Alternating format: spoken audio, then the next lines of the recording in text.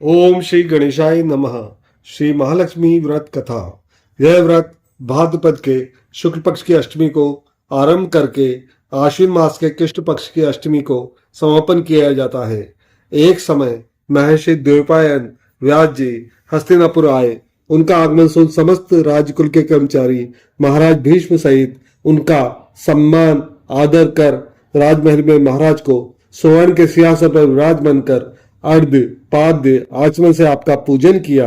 व्यास जी के स्वच्छ चित्त होने पर राजरानी गांधारी ने माता कुंती से हाथ जोड़कर प्रश्न किया कि महाराज, आप त्रिकालज्ञ तत्वदर्शी हैं।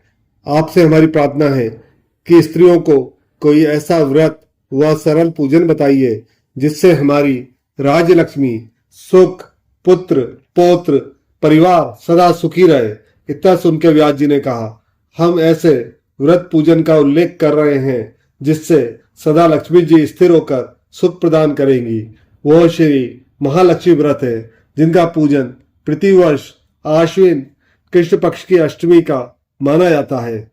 तब राजानी गांधारी ने कहा, महात्मा ने यह व्रत कैसे आरंभ होता है, किस विधान से पूजन होता है, यह विस्तार से बताने का कष्ट करें। तब महर्षि जी ने कहा कि वो व्रत भाद्रपद शुक्ल पक्ष की अष्टमी के दिन सुबह व्रत का मन में संकल्प कर किसी जलाशय में जाकर स्नान कर स्वच्छ कपड़ा पहने, तब ताजी दूर्वा से महालक्ष्मी जी को जल का तर्पण देकर प्रणाम करना चाहिए। फिर घर आकर शुद्ध 16 धागे का एक गंडा बना के प्रतिदिन एक गांठ लगानी चाहिए। इसी प्रकार 16 दिन का 16 गांठ का एक गंडा तैयार कर अश्विन माह की कृष्ण पक्ष की अष्टमी को व्रत रह के मंडप बना के चंदोवा तान कर उसके नीचे माटी के हाथी पर महालक्ष्मी की मूर्ति स्थापित कर तरह तरह की पुष्पमालाओं से लक्ष्मी जी व हाथी का पूजन करके कई पकवान सुवासित पदार्थों का नैवेद्य समर्पण करें और श्रद्धा सहित महालक्ष्मी व्रत करने से आप लोगों को राजलक्ष्मी सदा स्थिर रहेगी। ऐसा विधान बताकर व्यास जी अपने आश्रम को प्रस्थान कर गए। इधर समय अनुसार भाद्रपद मास की शुक्ल पक्ष की अष्टमी से समस्त राजघरानों की नारियों ने व नगर स्त्रियों ने श्री महालक्ष्मी व्रत का आरंभ कर दिया। बहुत सी नारी गांधारी के साथ प्रतिष्ठा मान हेतु व्रत का साथ देने लगी। कुछ नारी माता कुंती के साथ भी व्रत का आरंभ करने लगी, पर गांधारी जी द्वारा कुछ द्वेष भाव चलने लगा। ऐसा होते होते 15 दिन व्रत के समाप्त होकर 16वां दिन आश्विन कृष्ण पक्ष की अष्टमी का आ गया। उस दिन प्रातः काल से नगर नारियों ने उत्सव मनाना आरंभ कर दिया और समस्त नर नारी राजमहल में गांधारी जी के यहाँ उपस्थित हो तरह तरह से महालक्ष्मी जी के मंडप व माटी के हाथी बनाने सजाने की बड़ी तैयारियां होने लगी।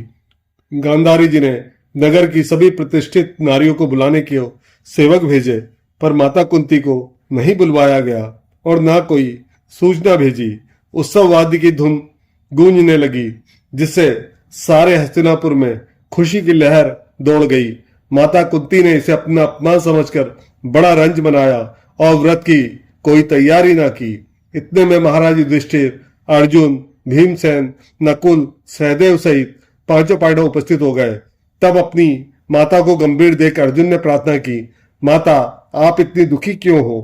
क्या हम भी आपके दुख का कारण समझ सकते हैं और दुख दूर करने में सहायक हो सकते हैं?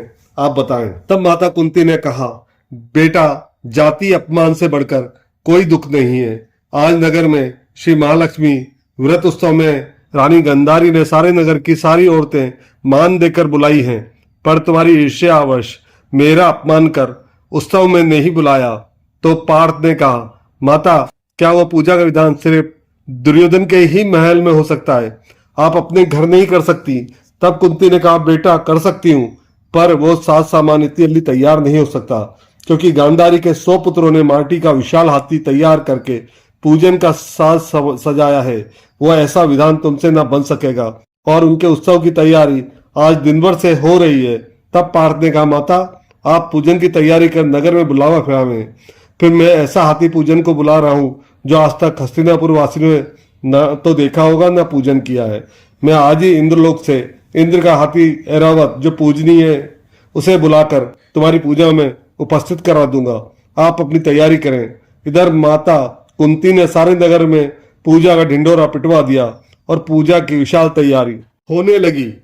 तब अर्जुन ने सुरपति को ऐरावत भेजने को पत्र लिखा और एक दिव्य बाण में बीन कर धनुष पर रखकर देवलोक इंद्र की सभा में फेंका। इंद्र ने बाण से निकालकर पत्र खोला और पढ़ा तो आश्चर्य से अर्जुन को लिखा कि हे पांडु कुमार, ऐरावत भेज तो दूंगा, पर वह इतने जल्दी स्वर्ग से कैसे उतर सकता है? तुम इसका उत्तर शीघ्र ही लिखो।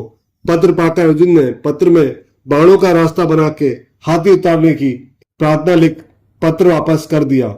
इंद्र ने मातली सारथी को आज्ञा दी कि हाथी को पूर्ण रूप से सजाकर हस्तिनापुर में उतारने का प्रबंध करो।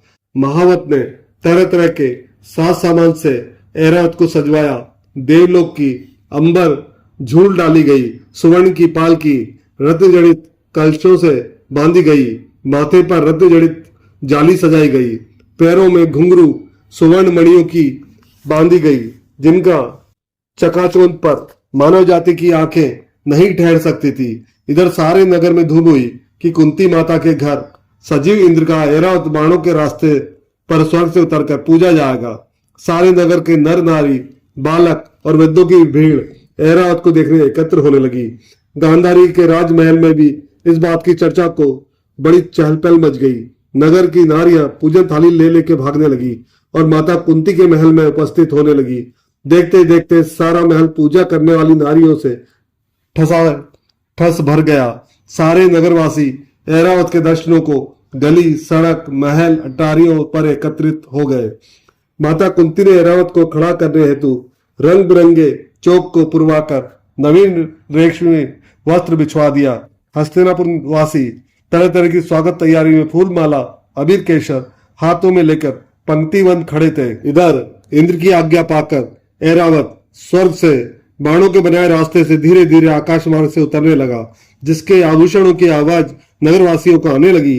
ऐरावत के दर्शन होते ही नर नारियों ने जय जयकारे लगाने आराम किया। ठीक सायकाल ऐरावत माता कुंती महल के चौक में उतर आया। तब समस्त नर नारियों ने पुष्पमाला, अबीर, केसर को चढ़ाकर स्वागत किया। महाराज धौम्य पुरोहित द्वारा ऐरावत पर महालक्ष्मी जी की मूर्ति स्थापित करा के वेद मंत्रों द्वारा पूजन की गई। नगरवासियों ने भी लक्ष्मी पूजा का स्वागत करके ऐरावत की पूजा की। फिर तरह तरह के मेवा पकवान लेकर ऐरावत को खिलाए गए। ऊपर से जमुना जल पिलाया गया। फिर तरह तरह के पुष्पों की ऐरावत पर वर्षा की गई। पुरोहितों द्वारा स्वस्ति पुण्याह वाचन कर व्रती नारियों द्वारा लक्ष्मी जी का पूजन विधान से कराया गया।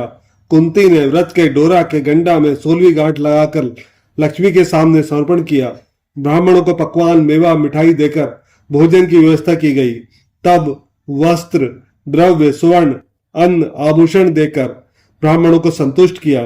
तत्पश्चात सभी व्रती नर नारियों ने श्री महालक्ष्मी जी की दीपक जलाकर प्रेम से संपूर्ण पूजन कर आरती आरंभ की।